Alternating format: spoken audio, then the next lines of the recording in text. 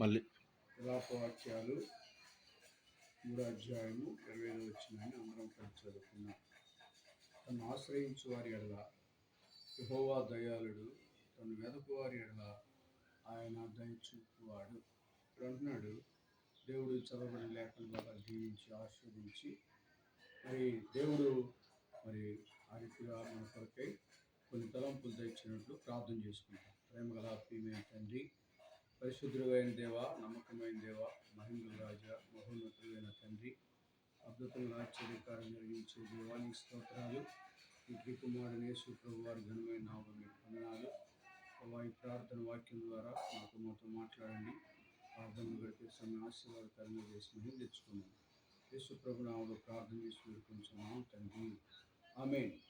ఇక్కడ చూస్తే తను ఆశ్రయించే వారి ఎడల యెహోవా దయాళుడు. ఈనాడు దేవుని వాక్యం చెప్తా ఉంది, మనుషులను ఆశ్రయించడం కంటే, రాజులను ఆశ్రయించడం కంటే యెహోవాను ఆశ్రయించుట లేదు. కాబట్టి మనం దేవుణ్ణి ఆశ్రయించాలి. దేవుని ఆశ్రయిస్తే ఆయన వెదుకు వారికి దొరికేవాడుగా ఉంటున్నాడు. కాబట్టి ఆయన అక్కడ అంటున్నాడు, తను వెదకు వారి ఎడల ఆయన దయచూపువాడు. ఆయన దయచూపేవాడుగా ఉంటున్నాడు. అందుకే కీర్తన గ్రంథము 27వ అధ్యాయం 14వ వచనంలో ఆయన అంటున్నాడు, యెహోవా ఆశ్రయించుట ద్వారా హృదయము నిబ్బరంగా ఉంటాడు.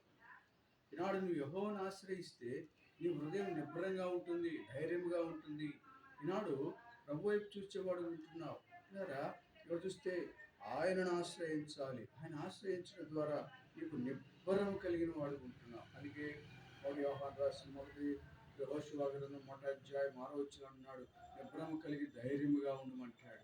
ఈనాడు ఆ ధైర్యం ఎవరిస్తారు? ప్రభువైన యేసుక్రీస్తు వారు ధైర్యం ఇచ్చేటువంటి వాడు ఉంటున్నాడు, ధైర్యంతో నింపేవాడుగా ఉంటున్నాడు. అందుకే పిల్లరా, ఇక్కడ మొట్టమొదటిగా చూస్తే యెహోవాను ఆశ్రయించడం ద్వారా నీ హృదయము నిబ్బరంగా ఉంటా ఉంది.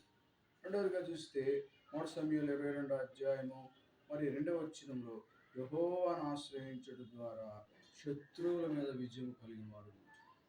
ఈనాడు నువ్వు యెహోవాను ఆశ్రయించాలి. యెహోవాను ఆశ్రయించడం ద్వారా శత్రువుల మీద నీకు విజయం కలిగిన వాడుగా ఉంటావు. ఈనాడు శత్రువుల మీద నీకు విజయము చూడండి. 3 సమూయేలు గ్రంథము 22వ అధ్యాయం 2వ సమూయేలు గ్రంథము 22వ అధ్యాయము ఇక్కడ చూస్తే 2వ వచనం అన్నాడు, యెహోవా నా శైలము, నా కోట, నా రక్షణ దుర్గము, నేను ఆశ్రయించుదును, నా కీడము, నా రక్షణ శృంగము, నా ఉన్నత దుర్గము, నా ఆశ్రయస్థానము, ఆయనే నాకు రక్షకుడు.